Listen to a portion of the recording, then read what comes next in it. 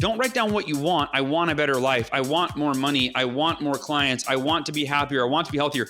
We don't get what we want. We get what we're committed to, right? I mean, the list of what we want is infinite. The list of what we committed to, it can't be infinite. That's Hal Elrod, worldwide best-selling author of The Miracle Morning and The Miracle Equation, personal development coach, top-rated motivational keynote speaker, and all-around miracle maker. I'm not going to resist my reality. I'm going to accept, okay, this is where I'm at now. As bad as it sucks, this is my reality. So I'm going to be at peace with it. I'm not going to allow my reality to define my internal state of being, my emotional well-being. This is the Game Changing Attorney Podcast. I'm Michael Mogill, founder and CEO of Crisp Video, the nation's #1 law firm growth company. I've built my business through practice, not theory. Crisp started with just $500 to my name and has grown to over 8 figures in revenue over the last few years, earning a spot on the Inc. 500 list of the fastest growing private companies in America. Our approach has been to take everything we've learned about generating massive growth within our own organization and help the country's most ambitious and committed law firm owners do the same for theirs. In each episode of this podcast, I sit down with innovative market leaders from the legal industry and beyond to learn from those who thrive in the face of adversity, challenge the status quo, and define what it means to be a true game changer. On this week's episode, I sat down with Hal Elrod to talk about the daily habits of the world's most successful people, the actionable steps you can start taking today to transform both your professional and personal life, and why mindset is the key to overcoming any obstacle imaginable. I develop myself every morning to be a better version of the person I was when I went to bed the night before. A more knowledgeable, capable version of who I was yesterday. And through that personal development, that aggressive, systematic, intentional personal development, I was able to take my income to levels that I never imagined. That's coming up on the Game Changing Attorney Podcast.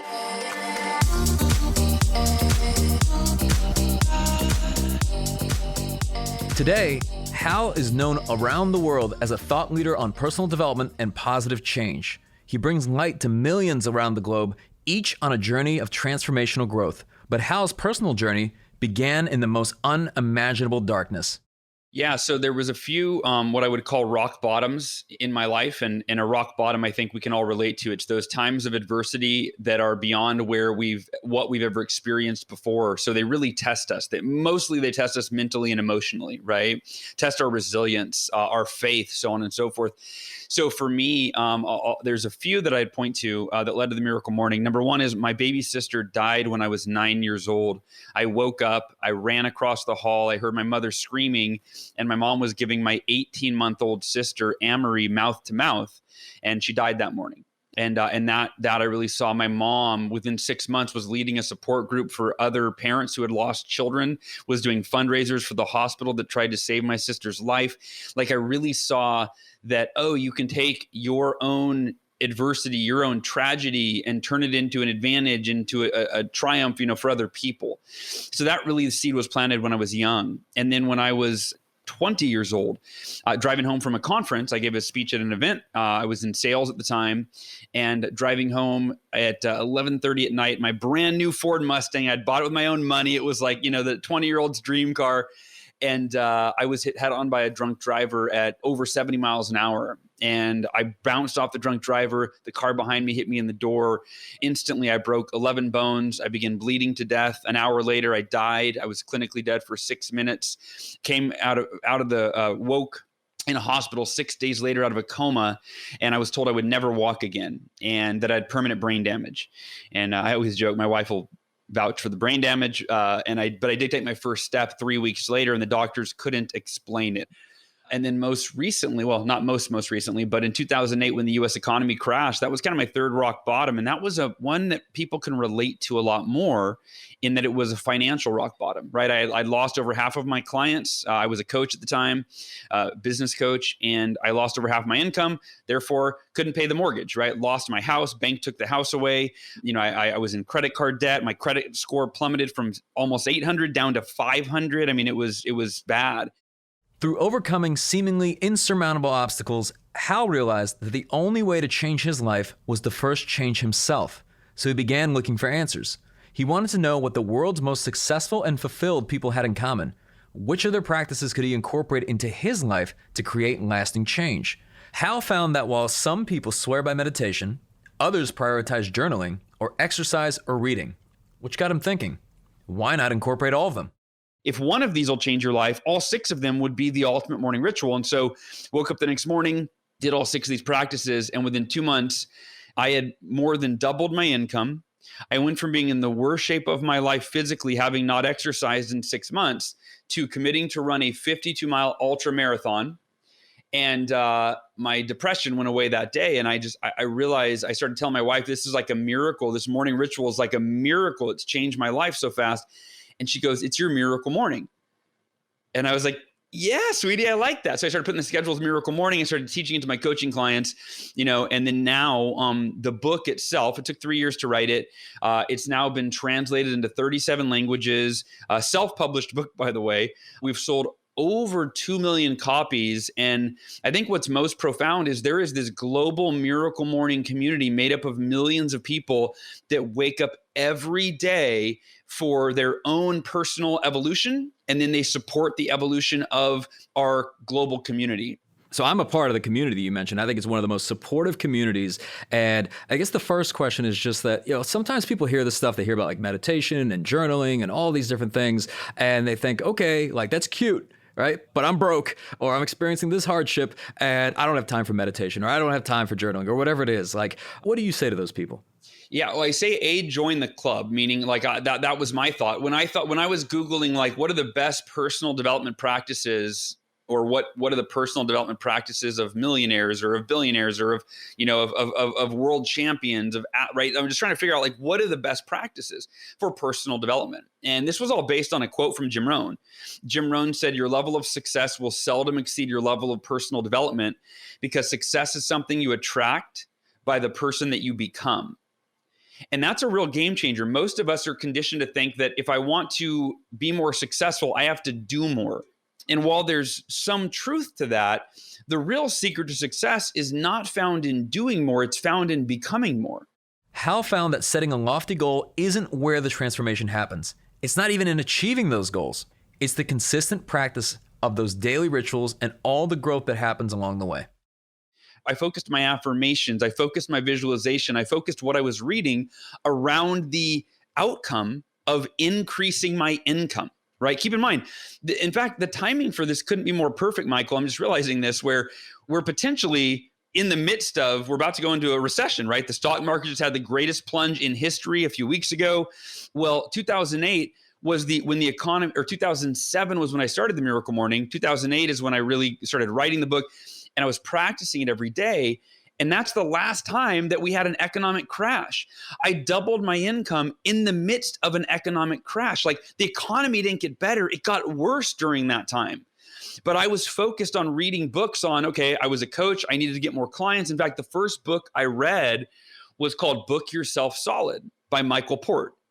It was how to get clients, right? How to get clients. And then I read Get Clients Now by, I can't remember her name, but right, real simple. I wasn't just doing the same things I had always done, trying to do more of it to turn my income around, because that wasn't working. Doing more of what had gotten me where I was I just kept digging a deeper hole. It was, I need new knowledge. I need new strategies. I need new skill sets in order to add to my toolkit, right? That I don't have right now. Because if what I know was working, I'd be fine, but it wasn't. So utilizing this Miracle Morning to develop myself intellectually and in every other way, physically, mentally, emotionally, you name it, I develop myself every morning to be a better version of the person I was when I went to bed the night before, a more knowledgeable, capable version of who I was yesterday. And through that personal development, that aggressive, systematic, intentional personal development, I was able to take my income to levels that I never imagined. I believe that one of the most impactful things that you can do as a leader is to lead by example. Hal has been hugely influential within the Miracle Morning community and outside of it. One of the reasons his work is so powerful is in his authentic approach. He openly shares his challenges and his rock bottom moments so others can learn from his experiences. I wanted to know how somebody in such a significant period of pain and suffering can find the impetus to make a change. Number one, and I talked a lot about this during my keynote at your event, is you have to accept everything that you cannot change. That is the first step. And that's based on the understanding that all emotional pain, every painful emotion that you have ever felt in your entire life, or that you are feeling right now, or that you could ever feel in the future, is self-created. It's self-created by your resistance to your reality. So think about that for a second. Something happens to you and you go, no, like you don't want it to happen. You wish it didn't happen. You wish it were different, right? And to the degree that you resist your reality determines the degree of emotional pain that you feel. Now, the opposite of resistance, which will help you understand how this is true, is acceptance. So let's imagine that the same tragedy befalls two different people, right? Economic hardship, whatever it is. And one person goes, no, God, come on, this isn't fair. I need money. Right? They're resisting their reality. And then the other person goes, man, this isn't fair. This sucks. This is the worst thing that ever happened. But you know what? I can't change it. So I'm not going to wish that I could. I'm not going to resist my reality. I'm going to accept, okay, this is where I'm at now. As bad as it sucks, this is my reality. So I'm going to be at peace with it. I'm not going to allow my reality to define my internal state of being, my emotional well-being. And for me, when I was hit by a drunk driver and I was told I would never walk again by doctors, the doctors thought I was in denial because I was so happy all the time. I was all positive and happy. And they told my parents, they said, your son, Hal, we think he's delusional, or he's in denial because he's always smiling and laughing and joking. And what they didn't realize, my dad came in and talked to me about what I was, he goes, Hal, how are you really feeling? Like the doctors, they think you're delusional or you're in denial and they think you need to accept what's happened to you. And I go, Dad, they have it backwards. I have accepted it fully. I said, there's only one of two possibilities. Number one, I'm in a wheelchair the rest of my life. And number two, I might walk again. Let's say possibly number one, I'm in a wheelchair the rest of my life. I've already thought that through. And I decided I'll be the happiest, most grateful person that you've ever seen in a wheelchair. Because I'm in a wheelchair either way. I'm not going to let my circumstances that are out of my control define my inner well-being, which is in my control. Right. And so I said, if they are right and I never walk again, I'm not going to feel sad about it for a second. I've already accepted it. But the second option is I will walk again. And I don't know if that's even a possibility, Dad. Like, I don't have a crystal ball, right? Kind of like for all of us right now, none of us, we don't know what the future holds. Hal says that if we can stop resisting reality and learn to accept it, we're partway there. But how should we react if our reality is something seemingly insurmountable? After all, we're living in particularly unpredictable times. The way Hal looks at it, you can't control what's going on around you, but you can control what's going on inside of you. You can control your mindset. Take responsibility for your inner world. You can't control your outer world, at least most of it. The only thing we can always control is our inner world. And it reminds me of, I'm rereading a book right now called Man's Search for Meaning, which is written by Viktor Frankl, Nazi concentration camp survivor who watched his dad die, brother die, sister die, and wife die, I believe, in the concentration camp. And he decided that he would be the happiest he had ever been. He decided, and the philosophy from that book is the last of a human's freedom is to choose one's own attitude in any given set of circumstances. And so remember that Michael Singer talks about it as your vow of happiness, that however you want to feel, ultimately that's up to you. And ultimately, most people blame things outside of themselves as to why they don't feel good. Of course I'm upset. Look at what's going on in the world. Look at what happened. Of course I'm sad. Look at what I lost. Of course I'm angry. Look at what he or she did. No. You have to take responsibility for your inner world. And so for me, the one way I do that is every morning I start my day when I wake up, I lay in bed for about 10, sometimes up to 30 minutes, and I just smile. Even if I have a bunch of stuff on my plate that day that's stressful, if I'm having financial challenges, I spend the first 10 to 30 minutes just laying there smiling and thinking thoughts that make me feel good, just to condition myself to feel good, because that's what we all really want. We all want to feel good. And then at the end of the day, before I go to bed for the last 10 to 30 minutes, as I drift off to sleep, I just smile and I think thoughts that make me feel good. I think about what I'm grateful for. I'll recite some affirmations. I am life. I am love. I am grateful. I have a wife who I love dearly. I'm blessed with children. I have my health. I have this bed. I get to sleep tonight, right? Like I just sit there feeling good. And so that's taking ownership of your inner world. And then the third piece, once you've accepted everything you can't change, once you've taken full responsibility and ownership for your inner world and feeling the way that you want to feel, the third piece is getting clarity on what you want to create, what circumstances you do want to change, you do want to shift, you do want to improve, or what aspects of you that you want to improve, you want to change, you want to evolve, or any part of your life. Get clear on that and then simplify it, right? Just do one thing every day that moves you in the direction of a predetermined outcome that for you is meaningful, that will enrich your life in some way. And so those three components, if each day we accept what we can't change, we focus on our inner world, and then we focus on what we need to do to create better circumstance in our life, that can be filtered through that miracle morning practice that we talked about earlier, right? Start every day by looking at what are the things causing me stress? Okay, how can I breathe and accept those things, right? And then how do I want to feel today? How do I need to feel? What do I need to think, focus on, experience, feel inside to optimize my day today as a parent, as a leader, as a friend, as an entrepreneur, as a coworker, right? And then focus your miracle morning on optimizing your inner world. And then as you transition from your miracle morning into your day, it's okay, what is the one thing I'm going to do today that will move me closer to the most important outcomes in my life and in my business?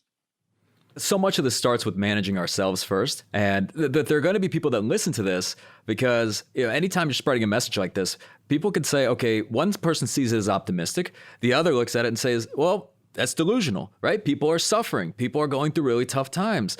So how do you approach that? Because oftentimes I think when people are in pain, it's very difficult for them to be receptive to positive messaging. I usually speak in anecdotal evidence, right? Meaning, which I think is the most underrated evidence. It's like, hey, if this, like Miracle Morning is a great example. We have millions of people that are doing the Miracle Morning. Like, I don't need a scientific study to say, well, it's through word of mouth because it's actually working for them. And so for me personally, I was deeply depressed when I decided I had to do something. In fact, there's a very simple quote, a philosophy from a mentor of mine, my mentor, Kevin Bracey. He said, if you want your life to be different, you have to be willing to do something different first. I read that quote while I was feeling, not motivated, unenergized, depressed, lethargic, scared of my financial situation.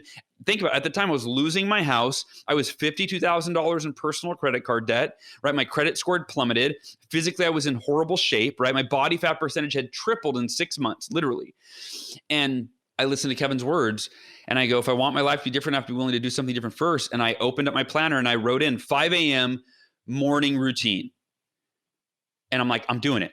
I'm willing to do something different first so that my life can be different. I can't keep doing the same thing and expect things to change. And so that's what I would share if you're listening is follow the, millions of other people that have done it, even though it was difficult. In fact, I was asked, probably it's been a year or two now, someone said, Hal, what percentage of the Miracle Morning community, what percentage of these individuals were already, quote, morning people, end quote, before they read your book? So it wasn't like a big paradigm shift. It was like, oh, yeah, this is better than checking email in the morning. I should do these things when I wake up early.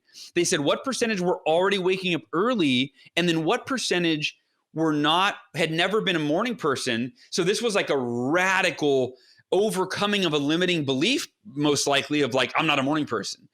And I did not know, I was kind of embarrassed. I didn't know the answer. So I surveyed our community, which at the time was, in the hundreds of thousands, and 72% said that they had never been a morning person in their entire life. So, for me, I like anecdotal evidence because I go, man, if they did it, I can do it too. I think it's one of the most important beliefs that we can have, which is if another human being has done something that we aspire to do, that doesn't mean they're better than us or different than us. In fact, every human being is more like you than they are not, no matter what they've done or how they grew up or where they were born into, right? We're all human beings. And so if another human being can do it, so can I, so can you. Yeah. And I would just say, realize that if you want your life to be different, if you want it to be better, you have to be willing to do something different first that makes you better. I'm also a big believer in changing yourself to change your life. After all, old ways won't open new doors.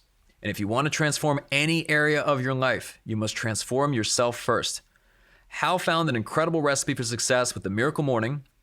And in 2019, he published another book to share the most impactful ways to achieve transformational growth. I am often asked, Hal, do you have a favorite of the 6 practices that, that make up the morning routine?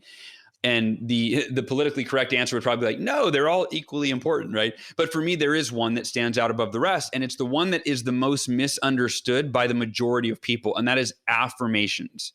Now, if you were around in the 90s and watching Saturday Night Live, there was a character named Stuart Smalley, and he had a show called Positive Affirmations with Stuart Smalley, and it was really cheesy. Like, he looked in the mirror at himself, and he's like, I'm good enough, I'm smart enough, and doggone it, people like me, right? And affirmations have been taught to us in a way that's really ineffective over the years. It's typically been, just tell yourself something is true until you trick yourself into believing it's true, right? Like if you're struggling financially, just tell yourself that you're wealthy, right?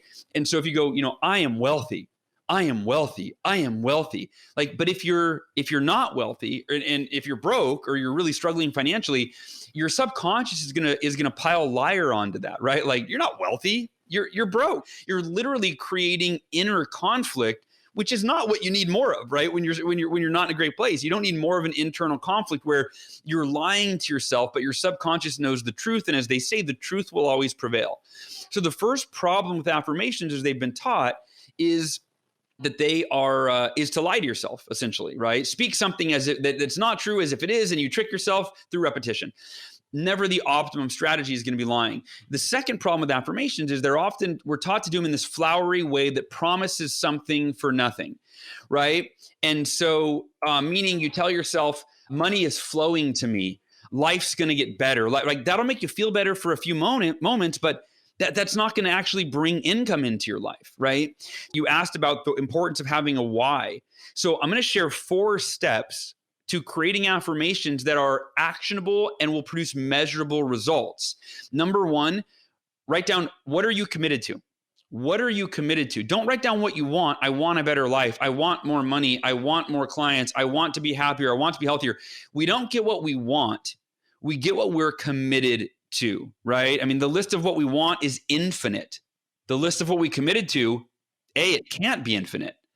And it's the only thing that typically we will create in our lives is that committed to list, not the want list, right? The want list is infinite. The committed to list is where we actually see results. So number 1, what are you committed to? Number 2, why is that deeply meaningful to you? And I'll use an example from my own life. When I was 20, I wanted to be a millionaire. I started in sales. I was a top salesperson. I was like, I'm gonna be rich, like sky was the limit. And I thought, all right, I want to be a millionaire by the time I'm 25 years old.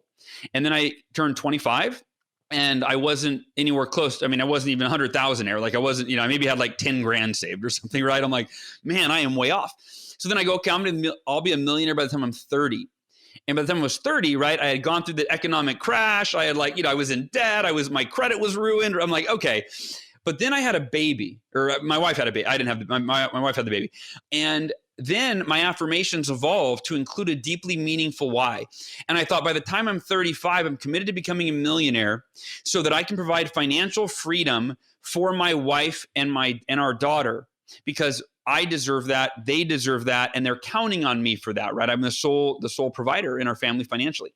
And then I wasn't quite there at 35, but I was on my way. And here's the point. Once I had a deeply meaningful why, which by the way, our deeply meaningful why usually has more power when it's not just about us. And it's about people in our lives that we love, that we would die for, right? The people in our lives that we love. And it can be about us, by the way, right? Like if you don't have a family and you're like, you're a lone wolf, you're a solo, that's fine. But it's got to be this meaningful why. And then quickly, number 3 is, what actions will you take to ensure that you get there? And number 4, when will you take those actions? So number 1, what you're committed to. Number 2, why it's deeply meaningful. Number 3, which actions you're committed to take. And number 4, when you'll take those actions. That is an affirmation, a formula for an affirmation. And do one for every area of your life. Create an affirmation for your finances, for your relationships, for if you're a parent, right? If you're in business, if for your health. Create an affirmation that starts with the outcome you're committed to and ends with the actions you're going to take and when you're going to take them.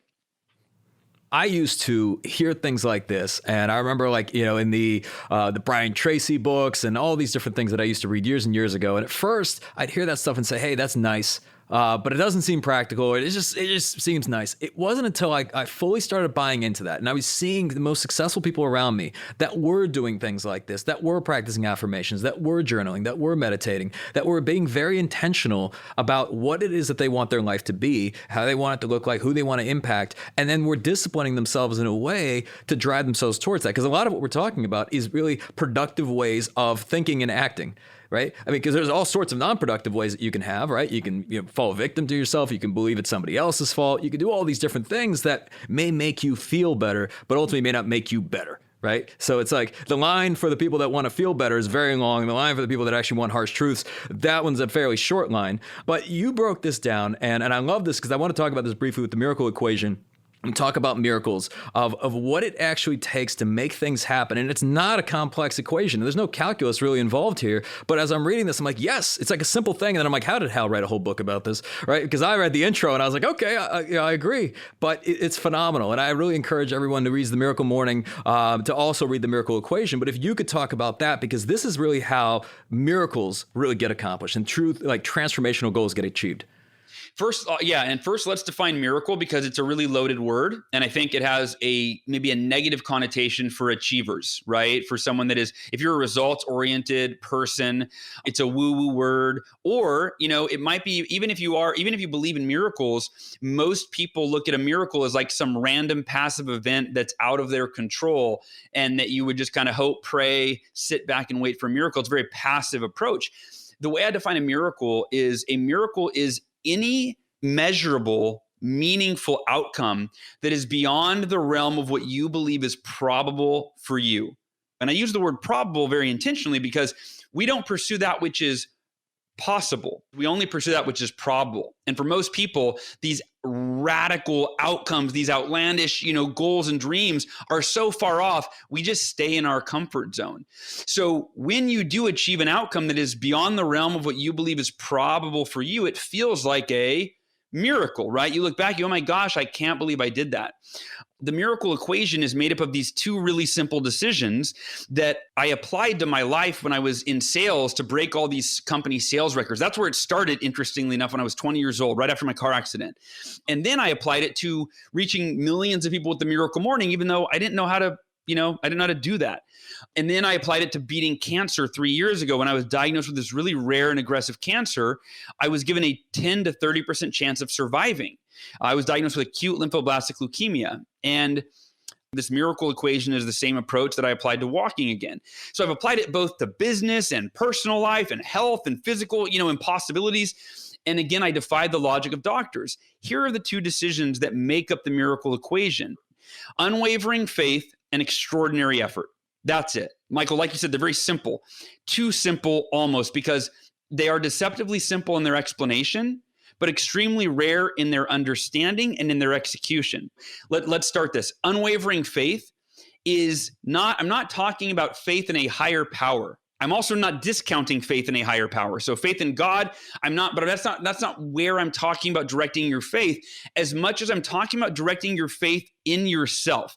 This is faith in your ability to commit, to follow through, to do whatever it takes to overcome or accomplish anything that you are committed to in your life, right? So for me, I was committed to walking again. And I had unwavering faith in myself, in my body's ability to heal, unwavering faith in God. Right? There's no limit or confinement on the faith, right? It should be faith in all things that you believe, but it centers around yourself and what you can do. Because most people that have faith, they have, I'm going to put faith in God, and I'm going to do nothing.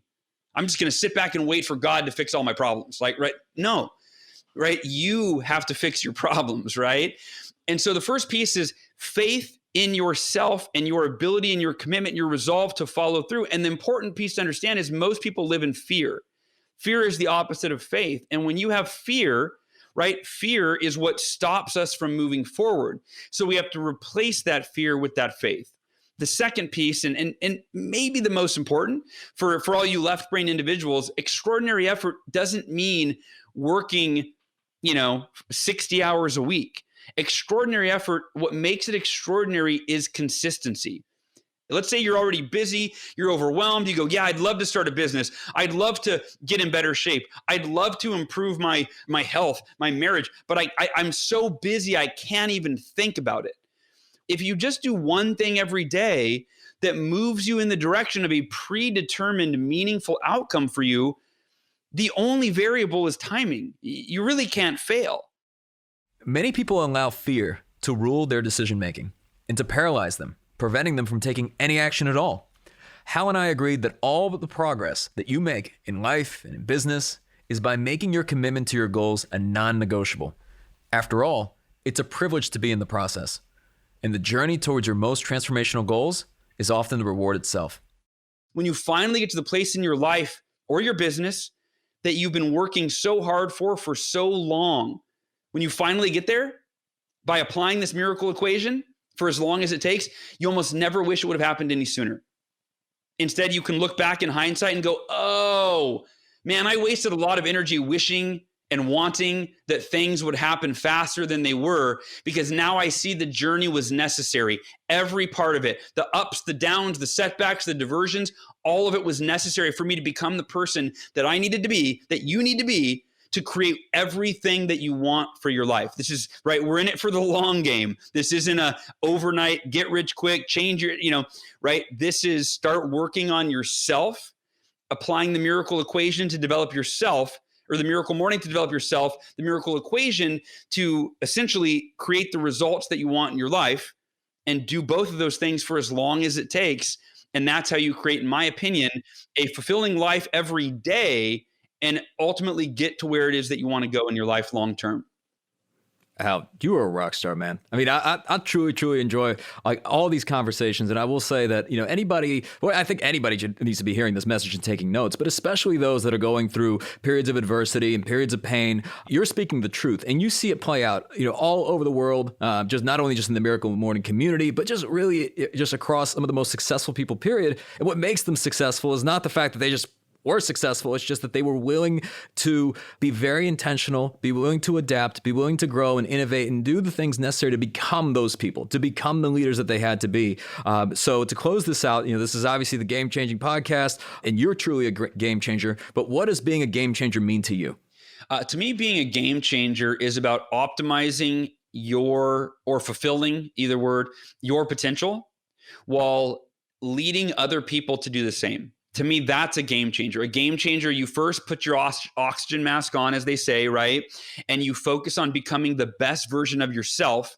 And you do that in service of other people. So like when I created the Miracle Morning, it was a very selfish thing. I was like, man, I'm struggling financially. I'm struggling mentally and emotionally. I'm struggling physically. Like I need to get myself in a better place, right? I wasn't married yet, didn't have kids yet. But now, and I've done the Miracle Morning almost every day, 5-6 days a week for the last 13 years. But now it's a bit, for not just now, for the last decade, my daughter's 10, it's been, this isn't just about me, right? I think this is the evolution of just in general, like as we learn and realize, life's not just about me, it's about the impact I make for other people. And so for me, the Miracle Morning now is about optimizing myself for myself. But just as much, if not more, it's about optimizing myself every morning for the people that I love and the people that I lead. So to me, that is what a game changer is all about. I want to give a huge thank you to Hal Elrod for sharing his unbelievable story and how we can all transform our lives from the inside out. The Miracle Morning has been a real game changer in my life, and I encourage you all to check out Hal's books as well. What particularly resonated for me was when Hal spoke that the real secret of success is not simply found in doing more, but rather in becoming more when you develop yourself. It's becoming the person you need to be to achieve the goals that you've set for yourself. So Hal, thank you. If you enjoyed this episode, I'd really appreciate it if you could share the podcast with at least one other ambitious law firm owner who you believe would benefit, and you know what? Maybe more than one. For more information on our interview with Hal Elrod, see the show notes for this episode in your podcast app or visit GameChangingAttorney.com. And join us next time when we'll be speaking to Alabama's very own Alexander Shannara. We'll talk all things related to law firm growth, why he always doubles down, and even what it's like to have fan pages on social media solely dedicated to his famous billboards. He's got over 2,000 of them. Yes, really. And I joke around that if I ever drive in Alabama and somebody has a larger law firm or is more popular than I am or more branded, I'm just going to jump off a bridge. Because, that's funny, but there's no meaning for me anymore. Because it's just who I am and it's just what I do. And the climb is fun, but staying on top is actually harder than actually the climb itself. That's next time on the Game Changing Attorney Podcast.